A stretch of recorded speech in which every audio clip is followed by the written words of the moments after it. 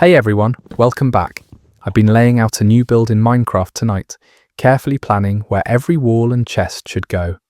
Planning ahead in the game is the difference between surviving and losing everything. And today's Reddit story proves that in real life, planning ahead can make or break you, especially when trust in a marriage starts to crumble. Today's story is titled, "I suspected my wife was planning a divorce, so I moved my assets." 2 weeks later, she filed, then backtracked when her plan backfired. This one is about suspicion, strategy, and the fallout when hidden motives finally come to light. Greetings everyone. I've been quietly browsing discussions here for some time, never expecting to have a story of my own to share. But life has a way of throwing curveballs, and I've been carrying this weight for months. I need to get it off my chest. To be clear, I'm not one to leap to suspicions or imagine the worst. My partner, whom I'll call Sarah, and I have been a couple for 7 years, married for 5. Our relationship felt strong, or so I believed. We had our share of highs and lows, but nothing that screamed trouble. For most of our time together, we were that duo, deeply connected, laughing over silly private jokes, debating endlessly about what show to stream, and moving in sync like we had cracked the code to a perfect partnership. Sarah would plan thoughtful evenings out, and I'd surprise her with her favourite pizza after a tough day. It felt natural, like we were in harmony. So, what happened next hit me like a freight train. About 8 months ago, things started to shift. At first, it was small changes, the kind you might overlook if you weren't paying close attention. She began keeping her phone close at all times, even for quick trips to the bathroom or while sorting laundry. Before, her phone would lie untouched on the counter for hours, and she didn't care who glanced at it. One evening I teased her, "What's with the phone? Planning a covert mission?" She laughed it off, saying, "Work's been texting non-stop." Fair enough, I thought. But then, a week later, I noticed she'd added a lock code to her phone, something she'd never bothered with before. When I asked about it, she mumbled something about privacy and data breaches. I didn't push, not wanting to seem overly suspicious, but it felt off, and it didn't stop there. She started stepping out of the room to take calls, which was new. Her phone would buzz and she'd say, "Oh, I'll just take this quick," before vanishing to the balcony or another room. When I asked who was on the line, she'd brush it off with, "Just a co-worker." Then I noticed her placing her phone face down on the table, a habit she never had before. Once, when I reached across to pass her a drink, she swiftly pulled her phone away. It was subtle, but it stuck with me. The distance wasn't just about her phone, though. Our conversations, once lively and effortless, started feeling strained. If I brought up plans like where we might travel for our next milestone, or whether we should upgrade our car, she'd give a vague, "Sure, let's think about it," and change the topic. It all crystallized one ordinary Tuesday. She mentioned she was grabbing drinks with a friend after work, which wasn't unusual. I happened to be in the same part of town running errands and thought I'd swing by to surprise her. But when I got to the bar, she wasn't with a friend. She was pacing outside, phone pressed to her ear, speaking in a hushed, serious tone.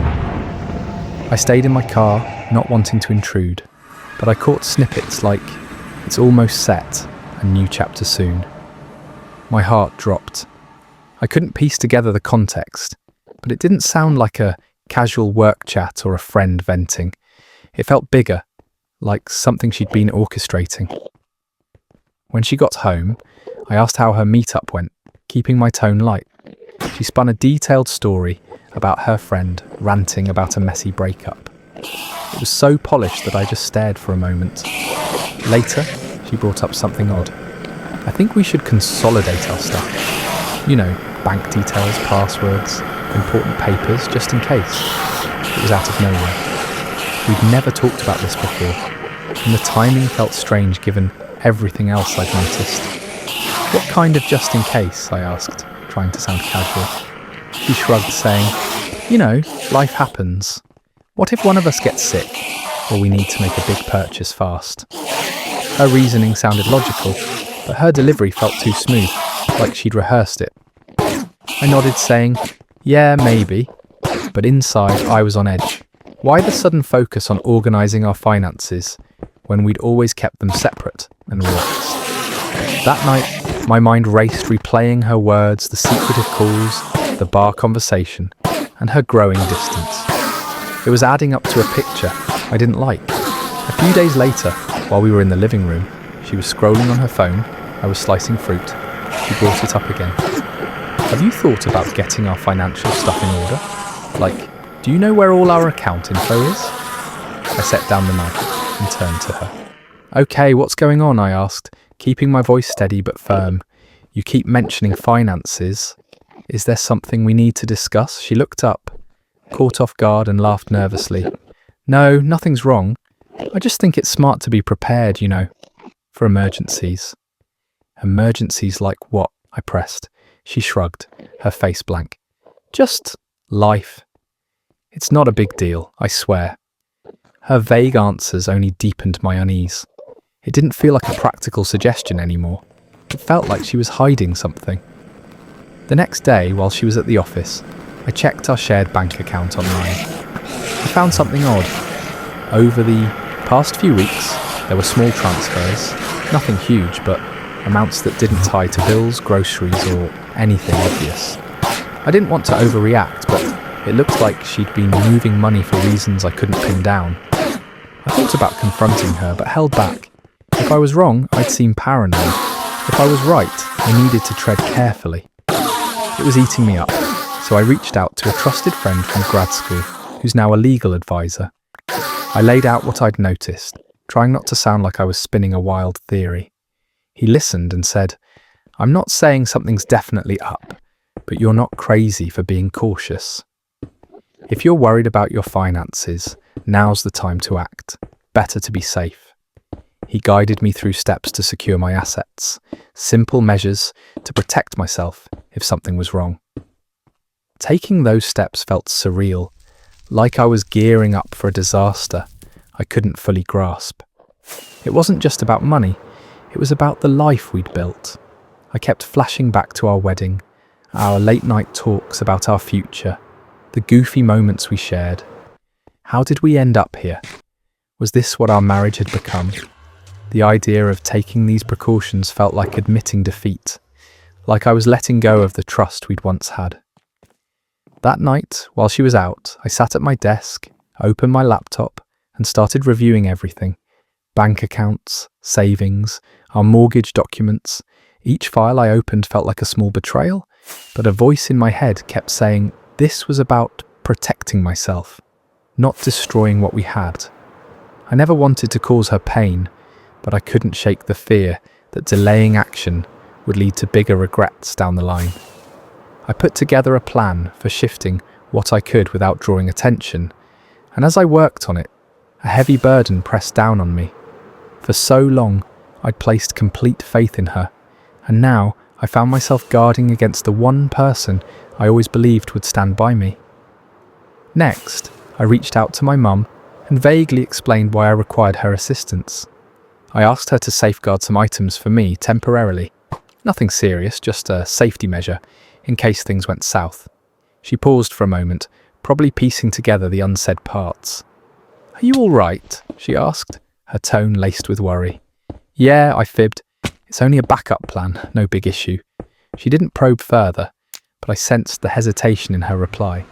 "Sure, honey, anything you need." Ending the call brought a strange blend of comfort and guilt. I hated pulling her into this situation, but having her support gave me a bit of stability amid the turmoil.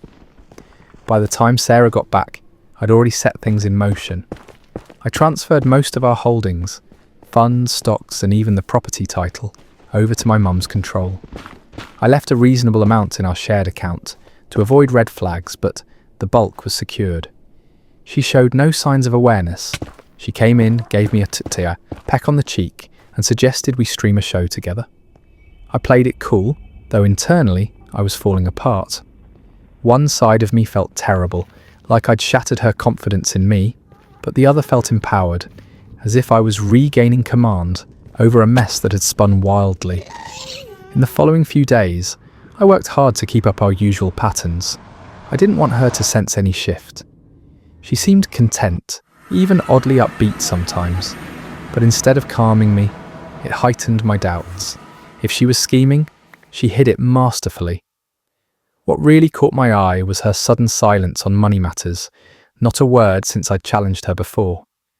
At first I wondered if I'd blown things out of proportion and she'd just let it go as unimportant. But reflecting more, it struck me that she was steering clear on purpose, almost like she dreaded reopening the topic after my pushback. A couple of times, I caught her glancing my way, as if gauging my state or debating a comment. Whenever our eyes met, she'd swiftly divert to her device, the screen, or whatever held her focus. It was subtle, yet noticeable. It seemed like she was holding back, not eager to prod further. The quiet only amplified my nerves. It wasn't her style to abandon something she deemed vital, and this abrupt dodge felt calculated. If she was probing boundaries, she wasn't diving deeper. If awaiting a signal, I wasn't providing one. No matter her strategy, I had to stay ahead. Change was brewing, but its form and timing eluded me. All I could do was ready myself. That evening I verified all was airtight. I reviewed the documents once more, ensuring every detail of the shifts to my mum was flawless. The home, the reserves, the portfolios, all now under her legal hold in a secure arrangement. I even phoned her to make sure she had every required file. A couple of weeks went by with things seeming routine, almost too routine. She acted warmer, chatting about everyday stuff like work or dinner ideas. It disoriented me, as she'd been withdrawn for ages, sidestepping deeper talks. I started doubting if I'd overanalyzed everything. Perhaps her odd behaviour stemmed from pressure or an unknown factor. But then, on a casual Thursday afternoon, she pulled me to the sofa, switched off the TV, and declared, "We have to discuss something." My gut twisted instantly. I anticipated her words before they came. "I believe we should separate," she stated, her voice steady and rehearsed. It lacked anger or tears, just detached, like mentioning we'd finished the coffee. I looked at her, grappling for a reply as she laid out her reasons, craving independence, needing to rediscover herself, sensing she'd faded into our union. Typical split-up lines that explained little. But then she added a line that hit differently. "I've given up so much for you these years, and I don't feel you value it. I need better." That stung deeply. It wasn't merely an exit. She positioned it as my debt. Like the blame lay with me, and she was collecting what she earned. As I processed her speech, a fresh puzzle emerged. Why this moment? Then she mentioned something that clicked pieces together. "A buddy's been opening my eyes to this," she went on, avoiding my gaze. "A buddy?" I stayed quiet, allowing her to continue, but my thoughts whirled. Who was this person? Why meddle in our bond? Her phrasing wasn't offhand. It suggested someone had been fueling her, framing departure not as an option, but a calculated move. The more she emphasized deserving more due to her concessions, the more dubious I grew. Concessions? What concessions? She'd seemed content or claimed so. I'd strive to give her the lifestyle she wanted, beyond finances. When she requested a relocation for her career, I consented despite my longer drive. When she eyed that expensive wellness seminar last summer, I adjusted our finances to cover it, skipping a trip I wanted. I supported her through 2 job switches, assuring her risks were okay because her joy mattered. I thought good partnership meant prioritizing her when feasible, and I wasn't aloof. I engaged, noted anniversaries and small preferences she liked. When she felt stagnant, I proposed outings. I heard out her gripes on colleagues, pals and relatives. I wasn't flawless, but I made efforts. That's why her "I need better" cut deep. I rejected it. She wasn't distressed over my actions or lacks. Something had shifted in her. Maybe this buddy she referenced, or another influence, but the person before me wasn't my spouse anymore, and I refused to let her reshape our history. to suit her fresh story. I held back from confronting then. I just nodded and muttered something neutral like, "If that's your view, we should plan ahead." She appeared taken aback by my lack of protest or pleased to remain, but that was fine. My focus had pivoted. I had to uncover who or what drove this abrupt, orchestrated change. She hadn't spontaneously decided to leave. This ran deeper, and I vowed no more blindsides. After our discussion, she retreated to her space, and by Wednesday, the separation documents arrived. Let me say, they aimed beyond ending things. They sought to claim it all, split the property, my funds, holdings, and the vehicle. She demanded everything, including vague maintenance terms that didn't align with her solid income. It felt like she anticipated handing over my earnings without fight. Initially, I thought spite fueled it, but the precise, bold requests convinced me of external advice, so I began investigating. Direct questions were out, so I got smart. I started on her online profiles. She hadn't restricted me, and though posts were sparse, I scanned mentions, images, and interactions for any unfamiliar face. I never intended to cause her pain, but I couldn't shake the fear that delaying action would lead to bigger regrets down the line. I put together a checklist of all the items I could shift and the ways to handle it discreetly. As I worked through it, a heavy pressure built in my chest. For years I'd placed complete faith in her, and now I found myself guarding against the one person I'd always counted on to stand by me.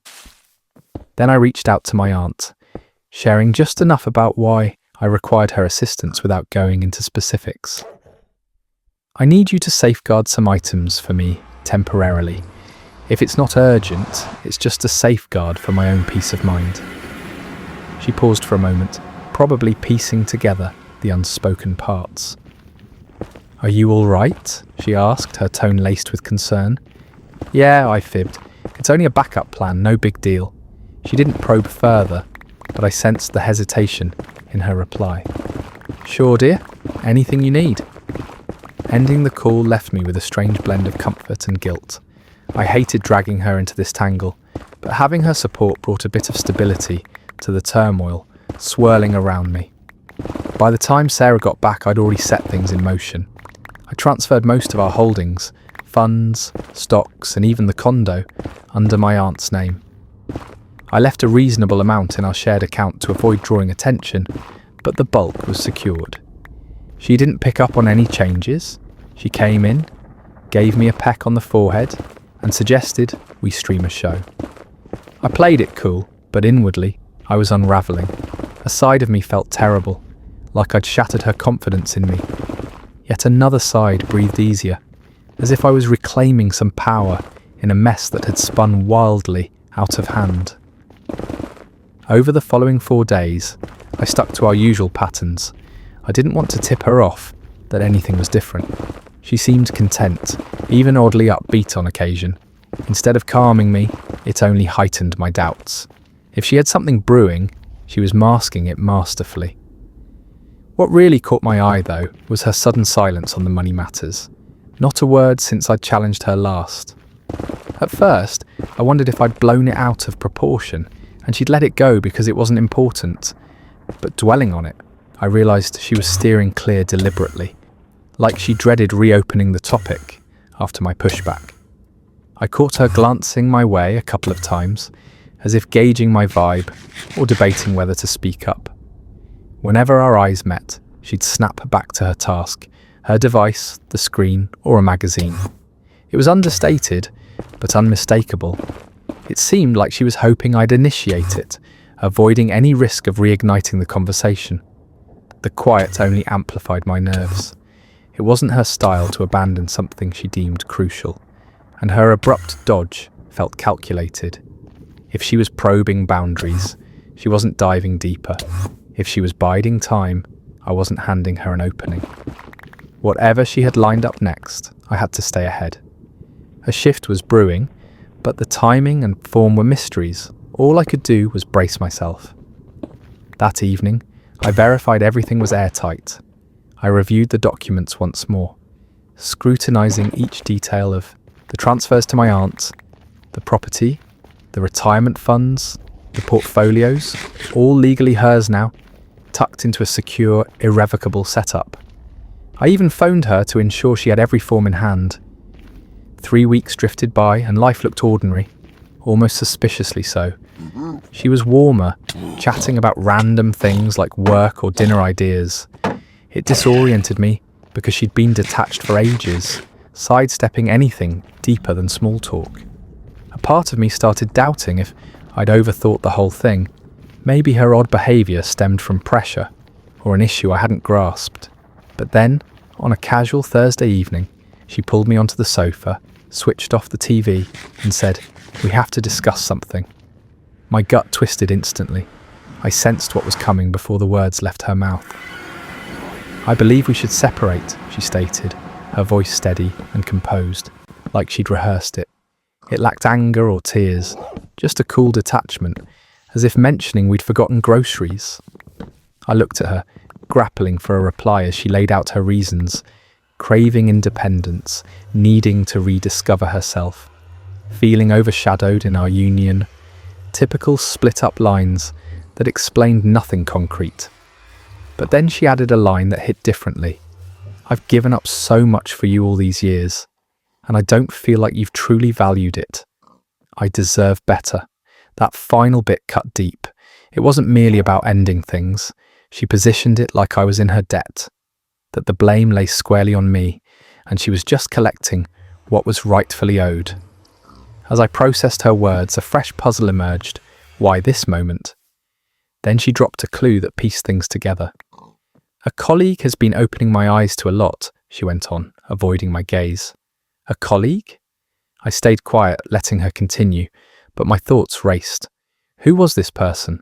Why were they meddling in our relationship? Her delivery wasn't offhand. It sounded like someone had been building her up, framing departure not as an option, but as a calculated move she had to execute. The more she emphasized deserving more due to her concessions, the more doubtful I grew. Concessions?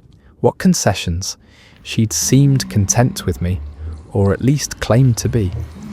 I'd strived to give her the lifestyle she wanted, and it went beyond finances. When she requested a relocation nearer her office, I consented despite my longer drive. When she eyed that expensive wellness seminar last summer, I adjusted our budget to cover it, skipping a trip I'd anticipated. I supported her through 2 job switches, assuring her it was okay to leap because her joy mattered. I thought good partnership meant prioritizing her when feasible, and I wasn't some aloof, disconnected spouse. I was present. I marked anniversaries and noted the little things she adored. When she felt stuck, I proposed outings. I heard her out on gripes about colleagues, pals, and relatives. I wasn't flawless, but I made the effort. That's why her "I deserve better" jab wounded so sharply. I wasn't buying it. She wasn't leaving over my actions or inactions. Something had shifted in her. Maybe it was this colleague she referenced, or another factor, but the person across from me wasn't the one I'd vowed to cherish, and I refused to let her reshape our history to suit her fresh storyline. I didn't challenge her right then. I just nodded and muttered something neutral like, "If that's what you want, we can plan the logistics." She appeared surprised I wasn't fighting or pleading for her to reconsider, but that was fine. My focus had pivoted. I had to uncover who or what was behind her abrupt, orchestrated change. She hadn't spontaneously decided to bail. This ran deeper, and I wasn't letting it catch me off guard again. After that discussion, she retreated to her space, and the separation documents arrived Tuesday. Let me say, they weren't just about dissolving the bond. They aimed to strip it all. Half the condo, my nest egg, my holdings, and the vehicle. She demanded everything, plus vague alimony terms that didn't align with her solid income.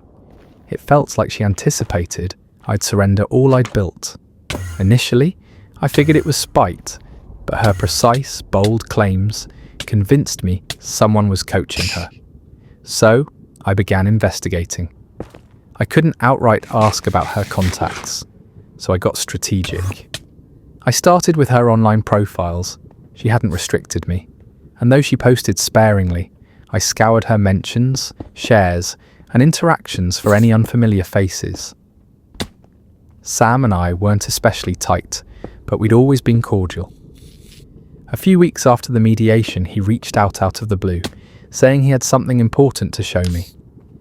When we met up, he pulled out his phone and revealed a string of messages between Sarah and a guy named Ryan. At first, I was baffled. "How'd you get these?" I asked, scrolling through the texts. Sam explained that he and Ryan had a mutual friend who'd overheard their conversations. This friend grew uneasy when Ryan started bragging about how he was helping Sarah set herself up for the future. It didn't take long for the friend to realise that setting up her future meant trying to drain me financially. Feeling guilty for staying quiet, the friend took screenshots of the messages and passed them to Sam, figuring he'd have an easier time getting them to me. "This guy's been playing a double game," Sam said, shaking his head. "He's been egging her on to take you for all you're worth, while convincing her he'd stick by her afterward." Sam handed me the texts, adding, "I thought you should know. You don't deserve this." The messages were gut-wrenching. Sarah wasn't just venting to Ryan about the divorce. She was mapping out her next moves with him, and he was coaching her every step of the way. One text from her read, "Once we settle, we'll have what we need. I just need him to sign off on the terms." Ryan replied, "Stay firm. Guilt him if you have to. He owes you. We'll build something new once the money's secured." I sat there staring at Sam's phone, trying to process it. This wasn't a misunderstanding or an emotional reaction to a crumbling marriage. It was calculated, a deliberate scheme. I thanked Sam and he left, but my mind was in overdrive. Everything clicked. Her sudden withdrawal, her obsession with our accounts, and her aggressive demands in the divorce. It was all part of a strategy she'd been crafting with Ryan behind my back. The texts spread quickly among our shared circle. Sam showed them to a couple of friends, and word got around fast. Sarah's narrative lost all credibility almost overnight. People who'd stayed neutral or even backed her started pulling away. The shift was stark. Her closest allies began to see her true colours and distance themselves. By the time the divorce was finalised, her lawyer quietly dropped her claims, realising they had no legal footing. All her bold demands collapsed under the evidence I'd presented, and the trust I'd set up with my aunt was ironclad. Ryan, meanwhile, seemed to vanish as soon as her plan unravelled. I wouldn't be shocked if he'd manipulated her as much as she'd tried to manipulate me. From what I gathered, he'd fed her dreams of freedom and a fresh start, but the moment it was clear she wouldn't walk away with anything, he was gone. Without Ryan in her corner, Sarah's confidence tanked. The calls and messages kept coming, but they turned desperate. She wasn't accusing me anymore. She was pleading. "Can we just sit down and talk? I'll do anything to make this right," one voicemail begged. Another took a different tone. "You don't have to forgive me, but can't we just wrap this up and move forward?" "I'll drop everything if you'll just meet me." I didn't reply. I couldn't. The damage was done, and there was no undoing it. Even her family started to pull back. Her cousin reached out once, apologising for things he'd said when he'd bought her version of events. "I had no idea what she was doing to you," he said. "I'm sorry I ever believed her." As for me, I kept the condo, my savings, and something I hadn't felt in ages: clarity. My aunt, as always, was my anchor. She showed up with paint cans and a notebook full of ideas to help me make the space my own again. Now life feels like it belongs to me. No more overanalyzing every little exchange. No more sting of betrayal. Just calm. Sarah is a page in my past I no longer turn to, and the rest of the story is mine to shape. And that's where the story ends. Sometimes the smartest thing you can do is trust your instincts and prepare before the storm hits. In Minecraft, if you don't protect your valuables, creepers or thieves can wipe you out. In life, it's no different. Sometimes preparation is the only thing that saves you. Thanks for spending time here with me tonight. I'll keep working on this build, and I'll be back soon with more Reddit stories you won't want to miss.